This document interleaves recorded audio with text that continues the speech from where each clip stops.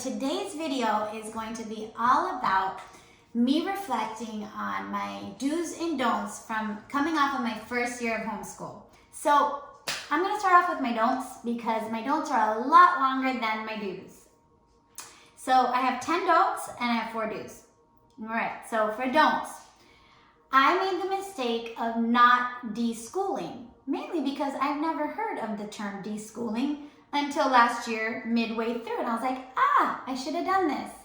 So basically, deschooling is if your child has been in regular school, public school, private school, charter school, that sort of thing, taking some time, some people take a full year, but at least taking a month or so or more, if you can, to get them out of that whole system of waking up at this time and this is the way school is. Teacher is the one teaching all day and you're simply listening, and just a rigid schedule of what a school looks like, because it has to be that way. There's lots of kids in that classroom with one teacher, so there needs to be a lot of structure.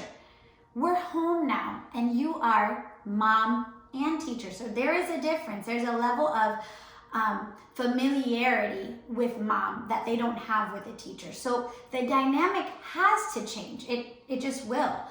And understanding that and just taking some time to de-school, relearn what it's going to be like and get rid of that old idea of what school is supposed to be like. I didn't do that. I just jumped right in. And I tried to mimic what school was, especially because I was a teacher. But even if you weren't a teacher, you have your experience of school and what you picture it to be like, and you try to recreate that. And it's not always the best. And I learned the hard way, because this is not school. This is home. There's couches, there's snacks, there's a dog. My husband's coming in and out. It's not school, so it's gonna have to look different. And that goes into number 2, the rigid schedule. I came in guns blazing with this full schedule from 7 in the morning to 3, actually till 6 p.m. because I even scheduled when the breaks were going to be. Breaks need to be as natural as they come. That's one of the benefits of homeschooling. You get to adapt to your natural rhythm as mom and as children. Children have their own rhythm too, and when you're home, you can see, okay, my daughter doesn't need a break at this scheduled time. She probably needs it here, and I need to be more flexible. So the rigid schedule had to go. It was a big problem. It caused a lot of pushback from the kids, a lot of stress from me, because I was like, I need to check these boxes. And if these boxes aren't checked, I'm not doing my job. And that's just not true. I needed to let go and allow this to be more organic and natural. And it would be more enjoyable. That brings me to number 3, not enough breaks, which I kind of discussed. One of the benefits of being home is saying, okay, she's frustrated or he's frustrated or we're both exhausted. Let's just take a little break whenever needed. Not like at a classroom where you don't have that option. At home you do. And those breaks are beneficial because then you come back and you're ready to go and your brain is more focused. Children need that. They don't have that long attention span of an hour of unadulterated focus. It's just not possible. So leaning into your child's specific needs and breaks are included in that are just such a benefit of homeschool that I didn't realize till halfway in. All right, that brings us to number 5, getting outside. I didn't get outside enough. That's another huge benefit. We can actually experience nature, and in our science class and in our Bible class, God's creation, but not only that, getting some fresh air is so important. I need to do that more next year. All right, number 6, not being realistic about my children's ability and not really knowing them in their academic sense, right? So I thought, okay, we're going to read from this time to this time and my child's gonna be able to do 2 pages of that math work, no problem. They should be able to do that, they're in 2nd grade, right? Well, every child has their strengths and their weaknesses. And when you homeschool, you get to really, really know your child in a deeper way, because not only are you caring for them and nurturing them as a mom, but you're understanding how their brain works and how they learn in a very, very intimate fashion. And I had to do that. I had to realign my expectations of where I think my kids should be. And sometimes they surprised me. They were beyond. And sometimes I realized, okay, I need to take it a lot slower in this subject, and that's okay. They all learn at different rates, but they're all gonna get there. So kind of chilling out, basically. I needed to chill out and just meet them where they were and not put all these expectations on them, because I have years to work on that with them. Let's see, number 7, quiet time and me time.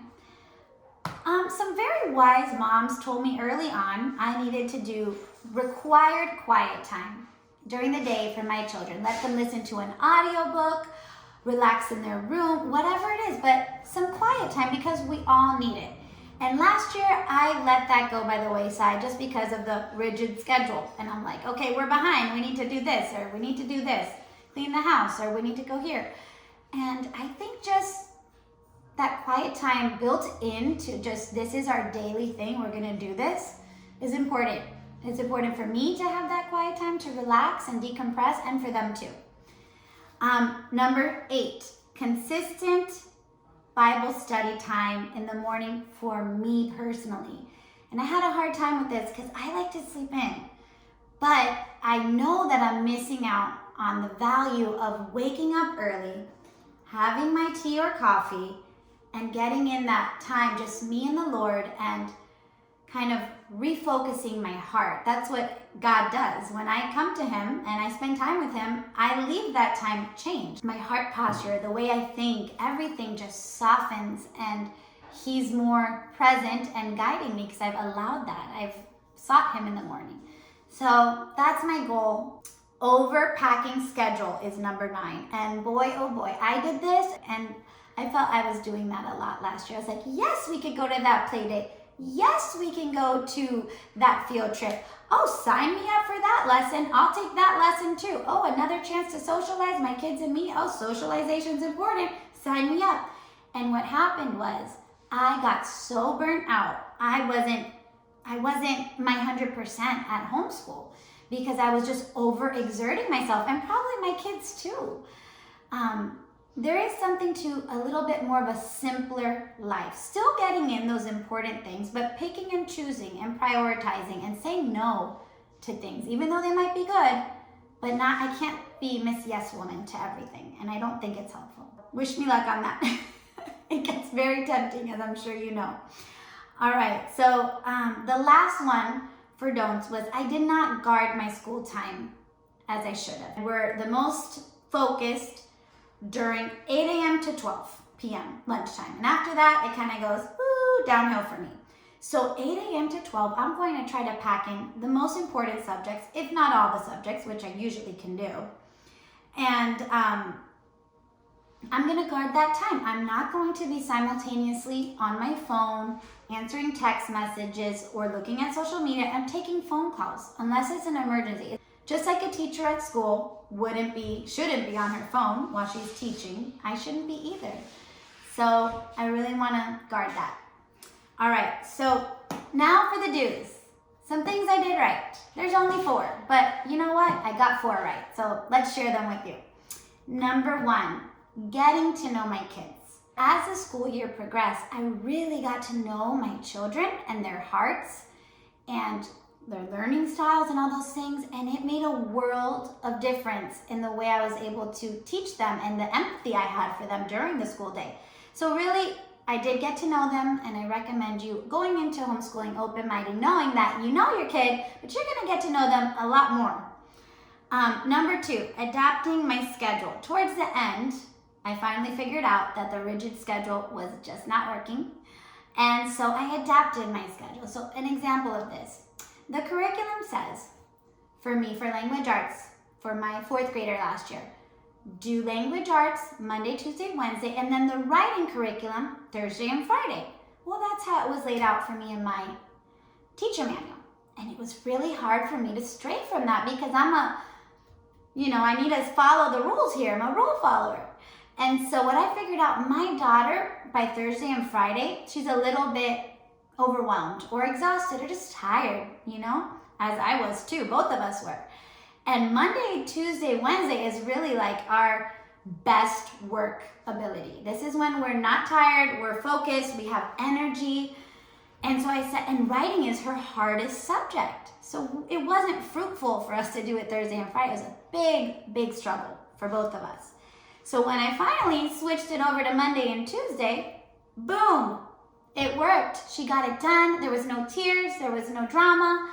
She enjoyed it a lot more, and that was me just being more flexible and adapting the curriculum. The curriculum is not to be followed to a T. It's for you to make it work for your family. And I finally figured that out. Number 3, summer school. Meaning I decided to just go ahead and do school year round and take breaks when needed as they organically, like we just felt like we need a break or there was something happening. We were able to take 3-week long breaks, and then because we're schooling all through the summer, so we're making it up through the summer. And also another benefit we had through schooling through the summer was all that information, like the math facts and things they had learned, is fresh in their brain. So as we begin this new school year, yes, I gave them 2 weeks off before we started, but they have all that fresh. So I don't have to go back and review a whole bunch. We could just keep it going. So I really like that. And then last but not least, one thing that I think I did right was focus on Bible. Never skip it over. It's a priority. And it's first Bible class, which is in our curriculum, in my father's world, which we use. It's so rich and so good. And it has it on the curriculum. Just so happens that's first thing in the morning. And so I said, I'm going to do this and I'm going to not skip it no matter what. And it was amazing. My children grew in their love for Christ and their knowledge of God's word and their just understanding of the Bible so much, as did I. And we had these deep conversations that were so amazing. Well, I hope these do's and don'ts were helpful. And I hope you subscribe so you can get more of my videos and just experience homeschool with you. All right, bye-bye.